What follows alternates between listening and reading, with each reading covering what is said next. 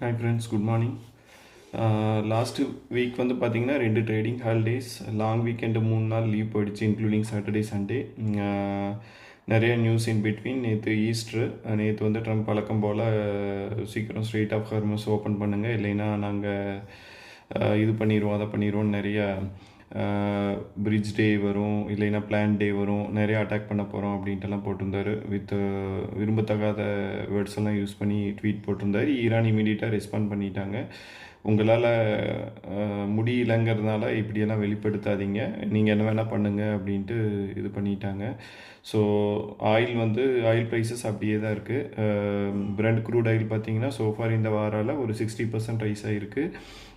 Even in US வந்து ஒரு gallon petrol வந்து அங்கே பார்த்தீங்கன்னா கேஸும் வாங்காங்க $4.1 இருக்குது.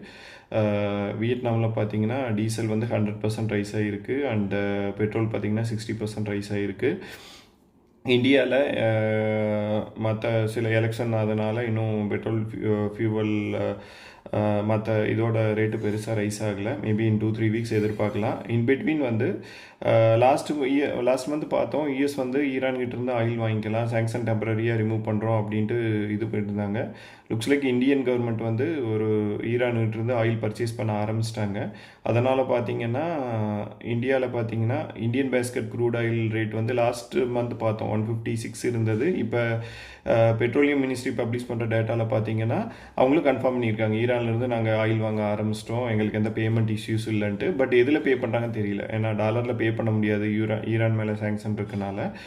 வாங்க ஆரம்பிச்சிட்டாங்க. இன்றைக்கி டேட்டா படி பார்த்தீங்கன்னா Indian basket crude oil 120 around trade ஆகிட்டு இருக்குது. அது வந்து ஒரு $40 கம்மியாக இருக்குது. அது ஒரு நல்ல நியூஸ் தான். இப்படியே ஈரான்கிட்ட இருந்தும் அப்புறம் ரஷ்யா வந்து நம்மளுக்கு எல்பிஜி தரவும் ரெடியாக இருக்காங்க. ஸோ அங்கேருந்து வாங்க ஆரம்பிச்சிட்டாங்கன்னா கொஞ்சம் ப்ராப்ளம் வந்து கம்மியாக இருக்கும். ஸோ அது கண்டினியூ ஆகும்னு நம்பலாம்.